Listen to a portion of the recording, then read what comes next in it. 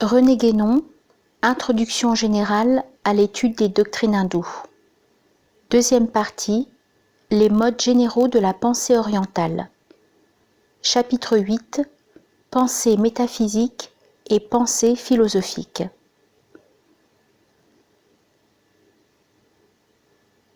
Nous avons dit que la métaphysique, qui est profondément séparée de la science, ne l'est pas moins de tout ce que les occidentaux, et surtout les modernes, désignent par le nom de philosophie, sous lequel se trouvent d'ailleurs rassemblés des éléments fort hétérogènes, voire même entièrement disparates. Peu importe ici l'intention première que les Grecs ont pu vouloir enfermer dans ce mot de philosophie, qui semble avoir tout d'abord compris pour eux, d'une façon assez indistincte, toute connaissance humaine dans les limites où ils étaient aptes à la concevoir. Nous n'entendons nous préoccuper que de ce qui, actuellement, existe en fait sous cette dénomination.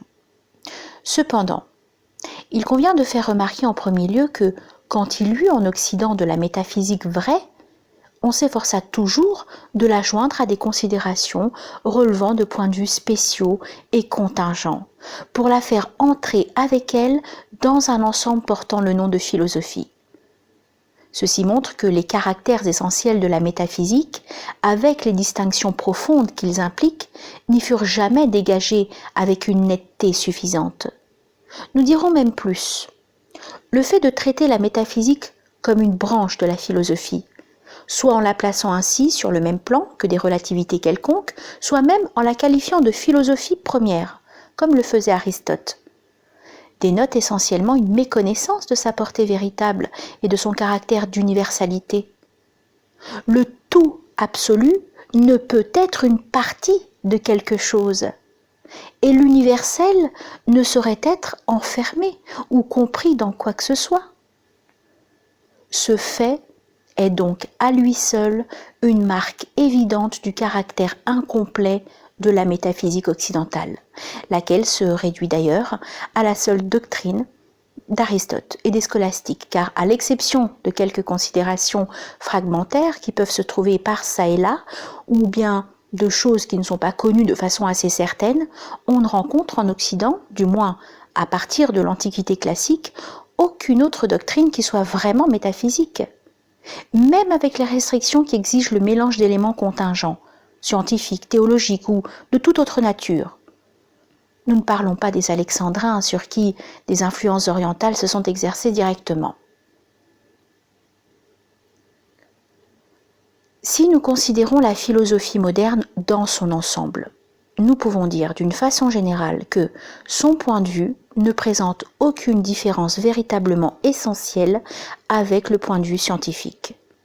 C'est toujours un point de vue rationnel, ou du moins qui prétend l'être, et toute connaissance qui se tient dans le domaine de la raison, qu'on la qualifie ou non de philosophique, est proprement une connaissance d'ordre scientifique. Si elle vise à être autre chose, elle perd par là toute valeur, même relative, en s'attribuant une portée qu'elle ne saurait légitimement avoir. C'est le cas de ce que nous appellerons la pseudo-métaphysique. D'autre part, la distinction du domaine philosophique et du domaine scientifique est d'autant moins justifiée que le premier comprend, parmi ses éléments multiples, certaines sciences qui sont tout aussi spéciales et restreintes que les autres, sans aucun caractère qui puisse les en différencier de façon à leur accorder un rang privilégié. De telles sciences, comme la psychologie ou la sociologie par exemple, ne sont appelées philosophiques que par l'effet d'un usage qui ne se fonde sur aucune raison logique. Et la philosophie n'a en somme qu'une unité purement fictive, historique si l'on veut, sans qu'on puisse trop dire pourquoi on n'a pas pris ou conservé l'habitude d'y faire entrer tout aussi bien d'autres sciences quelconques. Du reste, des sciences qui ont été regardées comme philosophiques à une certaine époque ne le sont plus aujourd'hui. Et il leur a suffi de prendre un plus grand développement pour sortir de cet ensemble mal défini, sans pourtant que leur nature intrinsèque en ait été changée le moins du monde. Dans le fait que certaines y restent encore, il ne faut voir qu'un vestige de l'extension que les Grecs avaient primitivement donnée à la philosophie, et qui comprenait en effet toutes les sciences. Cela dit, il est évident que la métaphysique véritable ne peut pas avoir plus de rapports, ni des rapports d'une autre nature avec la psychologie, par exemple, qu'elle n'en a avec la physique ou avec la physiologie. Ce sont là exactement au même titre des sciences de la nature, c'est-à-dire des sciences physiques, au sens primitif et général de ce mot. À plus forte raison, la métaphysique ne saurait-elle être à aucun degré dépendante d'une telle science spéciale.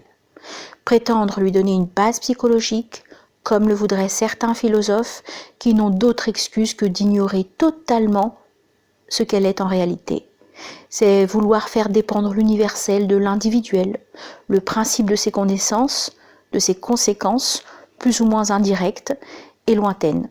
Et c'est aussi d'un autre côté aboutir fatalement à une conception anthropomorphique, donc proprement anti-métaphysique.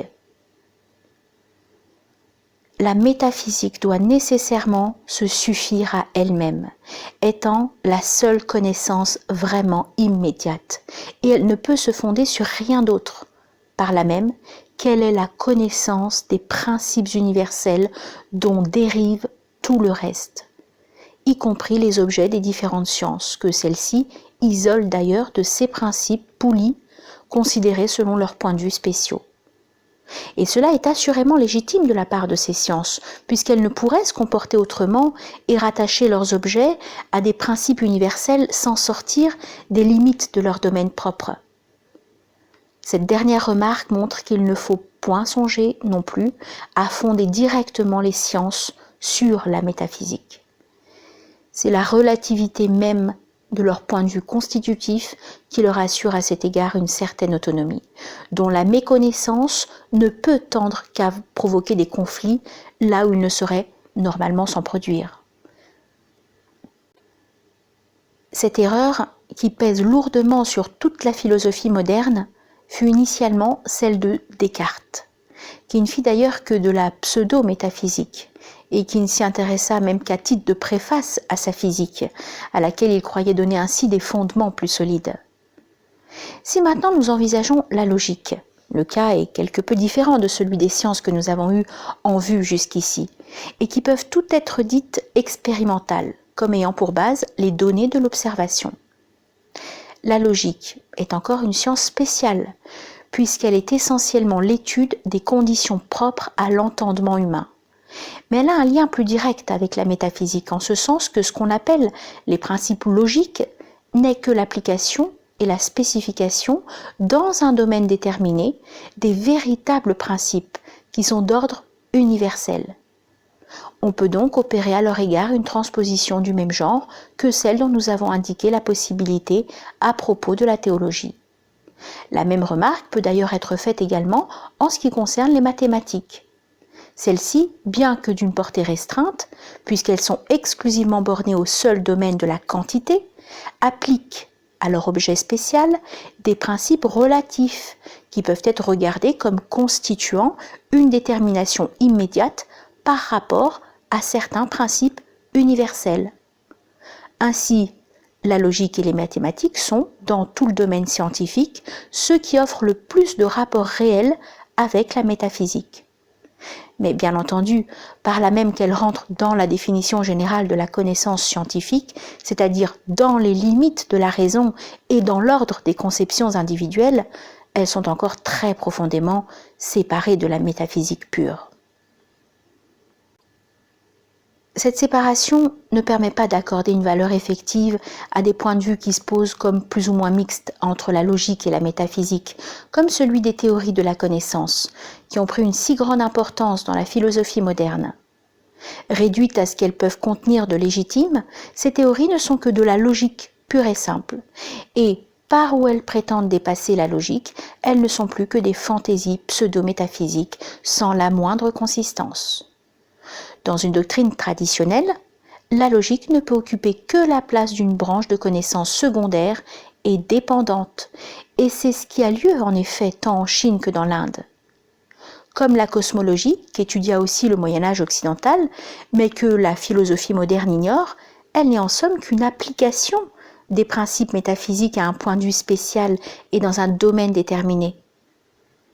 Nous y reviendrons d'ailleurs au sujet des doctrines hindoues. Ce que nous venons de dire des rapports de la métaphysique et de la logique pourra étonner quelque peu ceux qui sont habitués à considérer la logique comme dominant en un sens toute connaissance possible, parce qu'une spéculation d'un ordre quelconque ne peut être valable qu'à la condition de se conformer rigoureusement à ces lois. Pourtant, il est bien évident que la métaphysique, toujours en raison de son universalité, ne peut pas plus être dépendante de la logique que de n'importe quelle autre science. Et on pourrait dire qu'il y a là une erreur qui provient de ce qu'on ne conçoit la connaissance que dans le domaine de la raison. Seulement, il faut faire ici une distinction entre la métaphysique elle-même, en tant que conception intellectuelle pure, et son exposition formulée. Tandis que la première échappe totalement aux limitations individuelles, donc à la raison, la seconde, dans la mesure où elle est possible, ne peut consister qu'en une sorte de traduction des vérités métaphysiques en mode discursif et rationnel, parce que la constitution même de tout langage humain ne permet pas qu'il en soit autrement. La logique, comme d'ailleurs les mathématiques, est exclusivement une science de raisonnement. L'exposition métaphysique peut revêtir un caractère analogue dans sa forme, mais dans sa forme seulement. Et si elle doit alors être conforme aux lois de la logique, c'est que ces lois mêmes ont un fondement métaphysique essentiel, à défaut duquel elles seraient sans valeur. Mais en même temps, il faut que cette exposition, pour avoir une portée métaphysique vraie, soit toujours formulée de telle façon que, comme nous l'avons déjà indiqué, elle laisse ouvertes des possibilités de conception illimitées, comme le domaine même de la métaphysique. Quant à la morale, en parlant du point de vue religieux, nous avons dit en partie ce qu'il en est, mais nous avons réservé alors ce qui se rapporte à sa conception proprement philosophique, en tant qu'elle est nettement différente de sa conception religieuse. Il n'y a rien dans tout le domaine de la philosophie qui soit plus relatif et plus contingent que la morale. À vrai dire, ce n'est même plus du tout une connaissance d'un ordre plus ou moins restreint, mais simplement un ensemble de considérations plus ou moins cohérentes dont le but et la portée ne sauraient être que purement pratiques, encore qu'on se fasse trop souvent illusion à cet égard. Il s'agit exclusivement, en effet, de formuler des règles qui soient applicables à l'action humaine, et dont la raison d'être est d'ailleurs tout entière dans l'ordre social, car ces règles n'auraient aucun sens en dehors du fait que les individus humains vivent en société, constituant des collectivités plus ou moins organisées.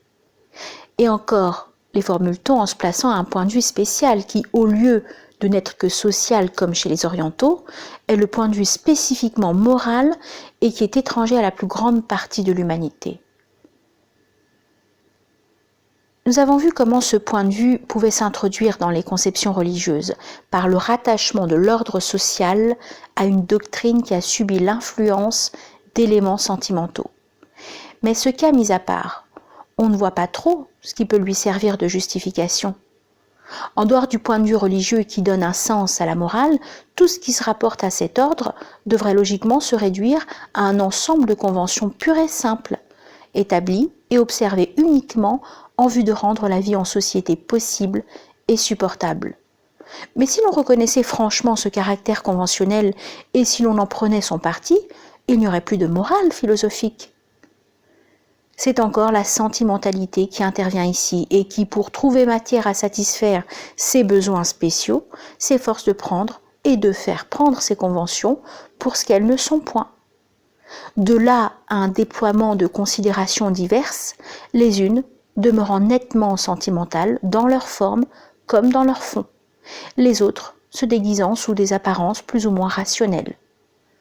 D'ailleurs, si la morale, comme tout ce qui est des contingences sociales, varie grandement suivant les temps et les pays, les théories morales qui apparaissent dans un milieu donné, si opposées qu'elles puissent sembler, tendent toutes à la justification des mêmes règles pratiques, qui sont toujours celles que l'on a observées communément dans ce même milieu.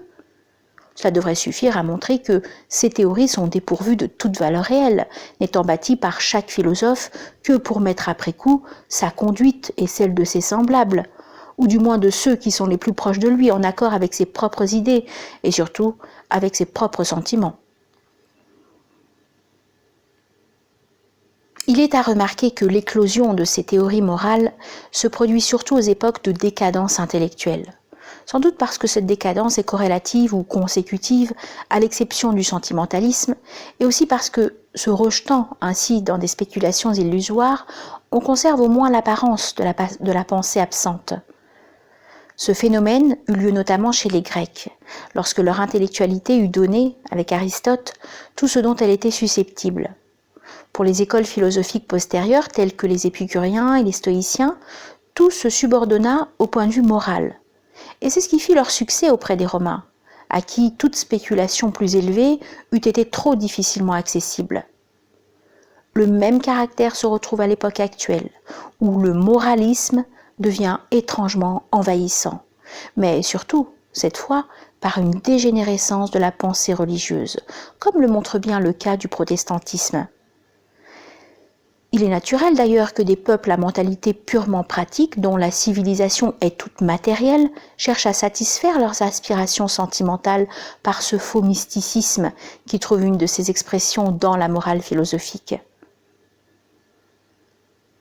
Nous avons passé en revue toutes les branches de la philosophie qui présentent un caractère bien défini. Mais il y a en outre, dans la pensée philosophique, toutes sortes d'éléments assez mal déterminés, qu'on ne peut faire rentrer proprement dans aucune de ces branches, et dont le lien n'est point constitué par quelques traits de leur nature propre, mais seulement par le fait de leur groupement à l'intérieur d'une même conception systématique. C'est pourquoi, après avoir séparé complètement la métaphysique des diverses sciences dites philosophiques, il faut encore la distinguer non moins profondément des systèmes philosophiques, dont une des causes les plus communes est, nous l'avons déjà dit, la prétention à l'originalité intellectuelle. L'individualisme qui s'affirme dans cette prétention est manifestement contraire à tout esprit traditionnel, et aussi incompatible avec toute conception ayant une portée métaphysique véritable. La métaphysique pure est essentiellement exclusive de tout système, parce qu'un système quelconque se présente comme une conception fermée et bornée, comme un ensemble plus ou moins étroitement défini et limité, ce qui n'est aucunement conciliable avec l'universalité de la métaphysique. Et d'ailleurs, un système philosophique est toujours le système de quelqu'un, c'est-à-dire une construction dont la valeur ne saurait être que tout individuelle. De plus, tout système est nécessairement établi sur un point de départ spécial et relatif, et l'on peut dire qu'il n'est en somme que le développement d'une hypothèse, tandis que la métaphysique, qui a un caractère d'absolue certitude, ne saurait admettre rien d'hypothétique. Nous ne voulons pas dire que tous les systèmes ne puissent pas renfermer une certaine part de vérité en ce qui concerne tel ou tel point particulier, mais c'est en tant que système qu'ils sont illégitimes, et c'est à la forme systématique elle-même qu'est inhérente la fausseté radicale d'une telle conception prise dans son ensemble. Leibniz disait avec raison que tout système est vrai en ce qu'il affirme et faux en ce qu'il nie. C'est-à-dire, au fond, qu'il est d'autant plus faux qu'il est plus étroitement limité, ou ce qui revient au même, plus systématique, car une semblable conception aboutit inévitablement à la négation de tout ce qu'elle est impuissante à contenir. Et cela devrait d'ailleurs en toute justice s'appliquer à Leibniz lui-même, aussi bien qu'aux autres philosophes, dans la mesure où sa propre conception se présente aussi comme un système. Tout ce qui s'y trouve de métaphysique vrai est du reste emprunté à la scolastique, et encore l'a-t-il souvent dénaturé parce que mal compris. Pour la vérité de ce qu'affirme un système, il ne faudrait pas voir là l'expression d'un éclectisme quelconque. Cela revient seulement à dire qu'un système est vrai dans la mesure où il reste ouvert sur des possibilités moins limitées, ce qui est d'ailleurs évident, mais ce qui implique précisément la condamnation du système comme tel. La métaphysique étant en dehors et au-delà des relativités qui appartiennent toutes à l'ordre individuel, échappe par là même à toute systématisation. De même, et pour la même raison, qu'elle ne se laisse enfermer dans aucune formule. On peut comprendre maintenant ce que nous entendons exactement par pseudo-métaphysique. C'est tout ce qui, dans les systèmes philosophiques, se présente avec des prétentions métaphysiques totalement injustifiées du fait de la forme systématique elle-même, qui suffit à enlever aux considérations de ce genre toute portée réelle. Certains des problèmes que se pose habituellement la pensée philosophique apparaissent même comme dépourvus non seulement de toute importance, mais de toute signification. Il y a là une foule de questions qui ne reposent que sur une équivoque, sur une confusion de points de vue qui n'existent au fond que parce qu'elles sont mal posées et qui n'auraient aucunement lieu de se poser vraiment. Il suffirait donc, dans bien des cas, d'en mettre l'énoncé au point pour les faire disparaître purement et simplement. Si la philosophie n'avait au contraire le plus grand intérêt à les conserver parce qu'elle vit surtout d'équivoques.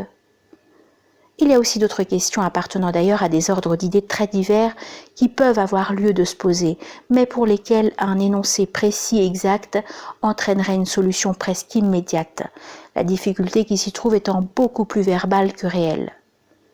Mais si parmi ces questions il en est auxquelles leur nature serait susceptible de donner une certaine portée métaphysique, elles la perdent entièrement par leur inclusion dans un système, car il ne suffit pas qu'une question soit de nature métaphysique, il faut encore que, étant reconnue telle, elle soit envisagée et traitée métaphysiquement. Il est bien évident, en effet, qu'une même question peut être traitée soit au point de vue métaphysique, soit à un autre point de vue quelconque. Aussi, les considérations auxquelles la plupart des philosophes ont jugé bon de se livrer sur toutes sortes de choses peuvent-elles être plus ou moins intéressantes en elles-mêmes, mais n'ont-elles en tout cas rien de métaphysique. Il est au moins regrettable que le défaut de netteté qui est si caractéristique de la pensée occidentale moderne et qui apparaît tant dans les conceptions elles-mêmes que dans leur expression, en permettant de discuter indéfiniment à tort et à travers, sans jamais rien résoudre, laisse le champ libre à une multitude d'hypothèses qu'on a assurément le droit d'appeler philosophiques, mais qui n'ont absolument rien de commun avec la métaphysique véritable. À ce propos, nous pouvons encore faire remarquer d'une façon générale que les questions qui ne se posent en quelque sorte qu'accidentellement, qui n'ont qu'un intérêt particulier et momentané, comme on en trouverait beaucoup dans l'histoire de la philosophie moderne, sont par là même manifestement dépourvues de tout caractère métaphysique, puisque ce caractère n'est pas autre chose que l'universalité. D'ailleurs, les questions de ce genre appartiennent d'ordinaire à la catégorie des problèmes dont l'existence est toute artificielle. Ne peut être vraiment métaphysique, nous le répétons encore, que ce qui est absolument stable, permanent, indépendant de toutes les contingences et en particulier des contingences historiques. Ce qui est métaphysique, c'est ce qui ne change pas. Et c'est encore l'universalité de la métaphysique qui fait son unité essentielle, exclusive de la multiplicité des systèmes philosophiques comme de celle des groupes religieux, et par suite sa profonde immutabilité. De ce qui précède, il résulte encore que la métaphysique est sans aucun rapport avec toutes les conceptions telles que l'idéalisme, le panthéisme, le spiritualisme, le matérialisme, qui portent précisément le caractère systématique de la pensée philosophique occidentale. Et cela est d'autant plus important à noter ici qu'une des manies communes des orientalistes est de vouloir à toute force faire rentrer la pensée orientale dans ces cadres étroits qui ne sont point faits pour elle. Nous aurons à signaler spécialement plus tard l'abus qui est ainsi fait de ces vaines étiquettes, ou tout au moins de quelques-unes d'entre elles. Nous ne voulons pour le moment insister que sur un point, c'est que la querelle du spiritualisme et du matérialisme, autour de laquelle tourne presque toute la pensée philosophique depuis Descartes, n'intéresse en rien la métaphysique pure. C'est là, du reste, un exemple de ces questions qui n'ont qu'un temps, auxquelles nous faisions allusion tout à l'heure. En effet, la dualité esprit-matière n'avait jamais été posée comme absolue et irréductible antérieurement à la conception cartésienne. Les anciens, les Grecs notamment, n'avaient pas même la notion de matière au sens moderne de ce mot, pas plus que ne l'ont encore actuellement la plupart des orientaux. En sanskrit, il n'existe aucun mot qui réponde à cette notion, même de très loin. La conception d'une dualité de ce genre a pour unique mérite de représenter assez bien l'apparence extérieure des choses. Mais précisément parce qu'elle s'en tient aux apparences, elle est toute superficielle, et se plaçant à un point de vue spécial purement individuel, elle devient négative de toute métaphysique, dès qu'on veut lui attribuer une valeur absolue en affirmant l'irréductibilité de ces deux termes, affirmation en laquelle réside le dualisme proprement dit. D'ailleurs, il ne faut voir dans cette opposition de l'esprit et de la matière qu'un cas très particulier du dualisme, car les deux termes de l'opposition pourraient être tout autres que ces deux principes relatifs. Et il serait également possible d'envisager de la même façon, suivant d'autres déterminations plus ou moins spéciales, une indéfinité de couples de termes corrélatifs différents de celui-là. D'une façon tout à fait générale, le dualisme a pour caractère distinctif de s'arrêter à une opposition entre deux termes plus ou moins particuliers. Opposition qui, sans doute, existe bien réellement à un certain point de vue. Et c'est là la part de vérité que renferme le dualisme. Mais en déclarant cette opposition irréductible et absolue, au lieu qu'elle est toute relative et contingente, il s'interdit d'aller au-delà des deux termes qu'il a posés l'un en face de l'autre, et c'est ainsi qu'il se trouve limité par ce qui fait son caractère de système. Si l'on n'accepte pas cette limitation, et si l'on veut résoudre l'opposition à laquelle le dualisme s'en tient obstinément, il pourra se présenter différentes solutions. Et tout d'abord, nous en trouvons en effet deux dans les systèmes philosophiques que l'on peut ranger sous la commune dénomination de monisme. On peut dire que le monisme se caractérise essentiellement par ceci que, n'admettant pas qu'il y ait une irréductibilité absolue et voulant surmonter l'opposition apparente, il croit y parvenir en réduisant l'un de ces deux termes à l'autre.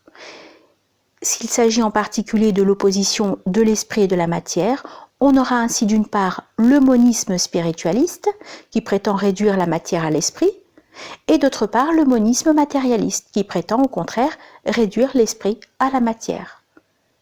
Le monisme, quel qu'il soit, a raison d'admettre qu'il n'y a pas d'opposition absolue, car en cela, il est moins étroitement limité que le dualisme, et il constitue au moins un effort pour pénétrer davantage au fond des choses.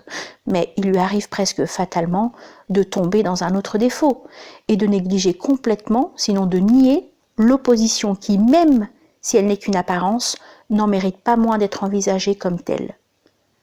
C'est donc, ici encore, l'exclusivité du système qui fait son premier défaut.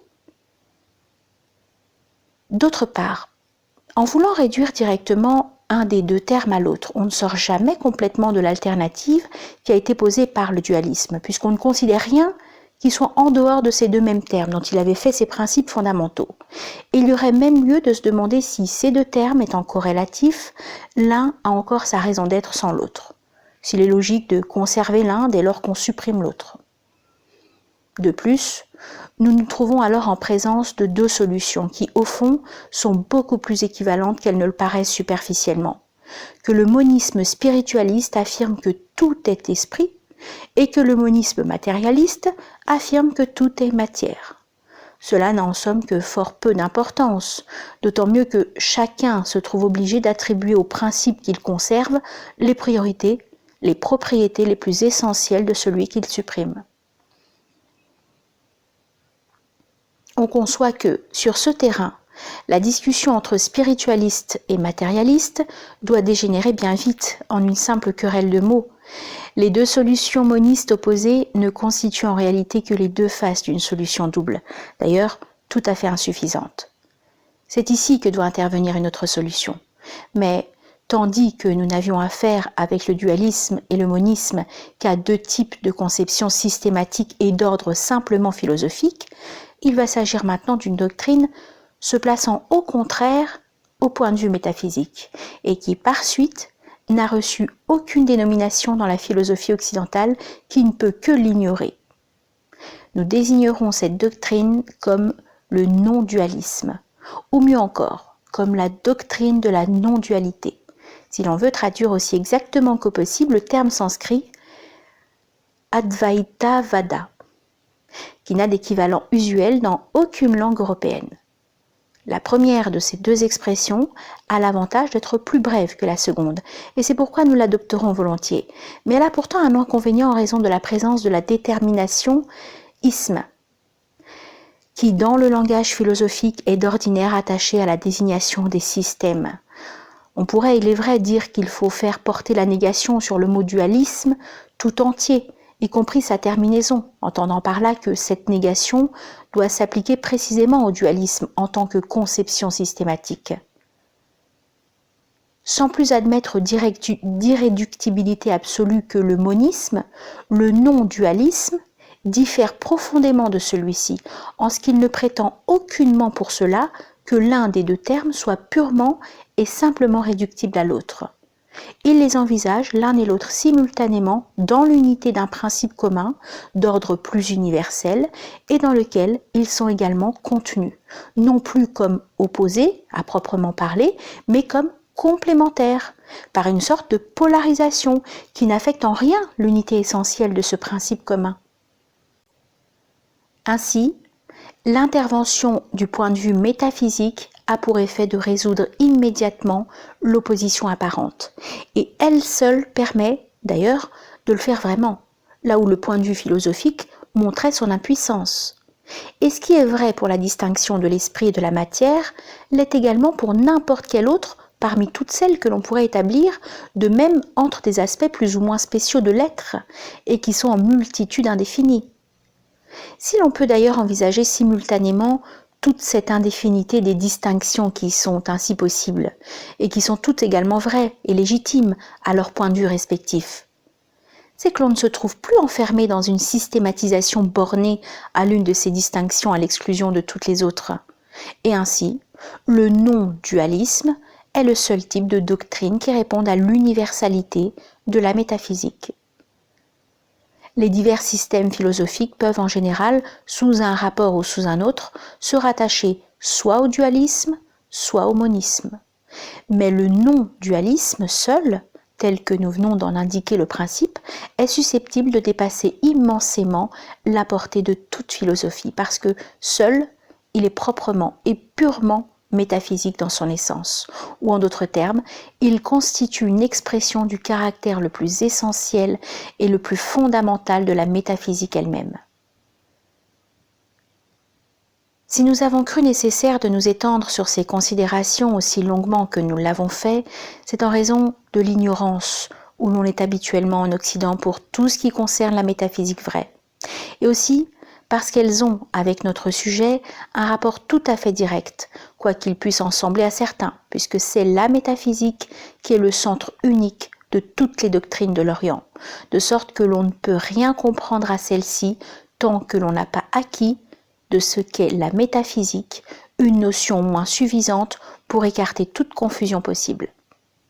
En marquant toute la différence qui sépare une pensée métaphysique d'une pensée philosophique, nous avons à voir comment les problèmes classiques de la philosophie, même ceux qu'elle regarde comme les plus généraux, n'occupent rigoureusement aucune place au regard de la métaphysique pure. La transposition, qui a d'ailleurs pour effet de faire apparaître le sens profond de certaines vérités, fait ici évanouir ces prétendus problèmes, ce qui montre précisément qu'ils n'ont aucun sens profond. D'autre part, cet exposé nous a fourni l'occasion d'indiquer la signification de la conception de la non-dualité, dont la compréhension essentielle à toute métaphysique ne l'est pas moins à l'interprétation plus particulière des doctrines hindoues. Cela va de soi, du reste, dès lors que ces doctrines sont d'essence purement métaphysique. Nous ajouterons encore une remarque, dont l'importance est capitale. Non seulement la métaphysique ne peut pas être bornée par la considération d'une dualité quelconque, d'aspects complémentaires de l'être, qu'il s'agisse d'ailleurs d'aspects très spéciaux comme l'esprit et la matière, ou au contraire d'aspects aussi universels que possible comme ceux que l'on peut désigner par les termes d'essence et de substance, mais elle ne saurait pas même être bornée par la conception de l'être pur dans toute son universalité. car elle ne doit l'être par rien, absolument. La métaphysique ne peut pas se définir comme connaissance de l'être d'une façon exclusive, ainsi que le faisait Aristote. Ce n'est là proprement que l'ontologie, qui est sans doute du ressort de la métaphysique, mais qui ne constitue pas pour cela toute la métaphysique. Et c'est en cela que ce qu'il y a eu de métaphysique en Occident est toujours resté incomplet et insuffisant, ainsi d'ailleurs que sous un autre rapport que nous indiquerons plus loin, l'être n'est pas vraiment le plus universel de tous les principes. Ce qui serait nécessaire pour que la métaphysique se réduise à l'ontologie, et cela parce que même s'il est la plus primordiale de toutes les déterminations possibles, il n'en est pas moins déjà une détermination. Et toute détermination est une limitation à laquelle le point de vue métaphysique ne saurait s'arrêter. Un principe est d'ailleurs évidemment d'autant moins universel qu'il est plus déterminé, et par là plus relatif.